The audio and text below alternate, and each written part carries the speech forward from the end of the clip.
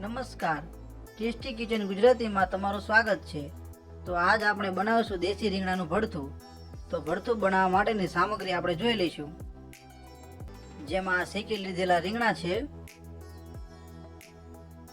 આ સૂકી ડુંગળી છે, આ શેકેલા મરચાં છે, આ ટામેટા છે, આ રાઈ છે, આ જીરું છે, આ હિંગ છે, આ લીલા ધાણા છે, આ આદુ લસણની પેસ્ટ છે, આ ગરમ મસાલો છે, આ હળદર છે, આ લસણીયો મસાલો છે, આ મીઠું છે અને આ તેલ છે।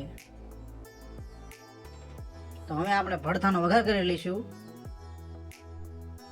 ગેસને ચાલુ કરી લઈશું અને આવી રીતના એક તપેલું લઈ લઈશું, જેમાં થોડું તેલ નાખી દઈશું। આપણું તેલ ગરમ થઈ ગયું છે, જેમાં સૌ પ્રથમ થોડી રાઈ નાખીશું,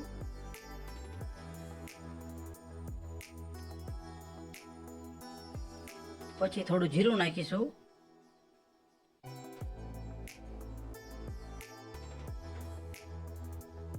પછી થોડી હિંગ નાખીશું,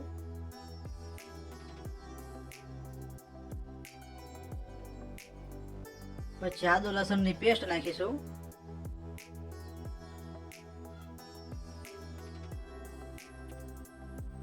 પછી ડુંગળી નાખી દઈશું। ડુંગળી આપણે સૂકી જ લીધી છે।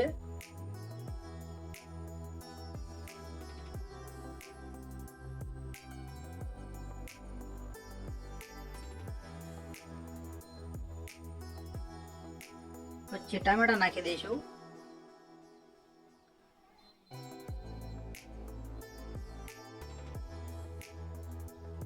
પછી થોડી હળદર નાખી દઈશું,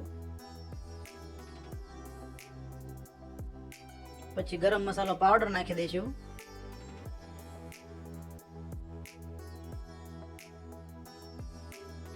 પછી સ્વાદ પ્રમાણે મીઠું નાખી દઈશું,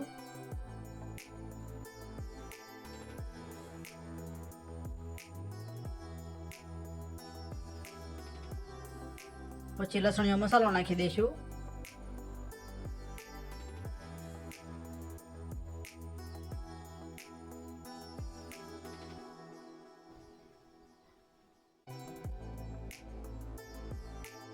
આ બધી જ ગ્રેવી સારી રીતે સાતળી લેવાની છે।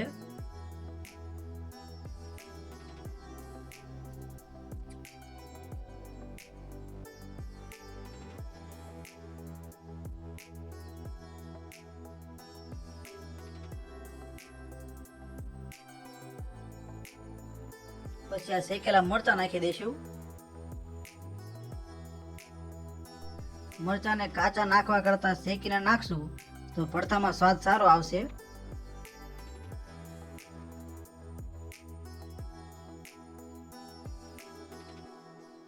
સારી રીતે હલાવી લઈશું।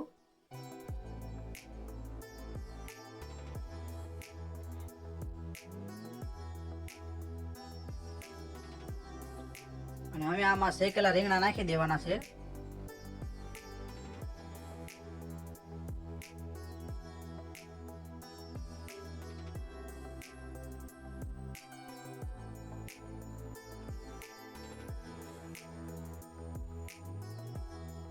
હવે સારી રીતે હલાવી લઈશું।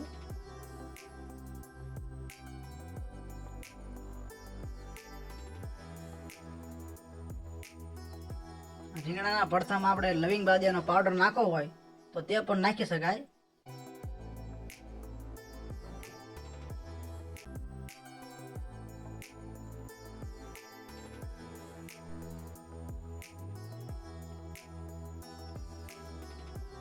અને હવે ઉપરથી લીલા ધાણા નાખી દઈશું।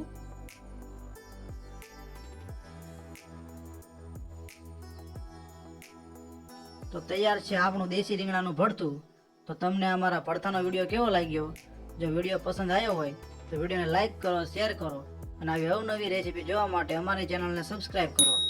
વિડીયોને પૂરેપૂરો જોવા માટે તમારો ખૂબ ખૂબ આભાર।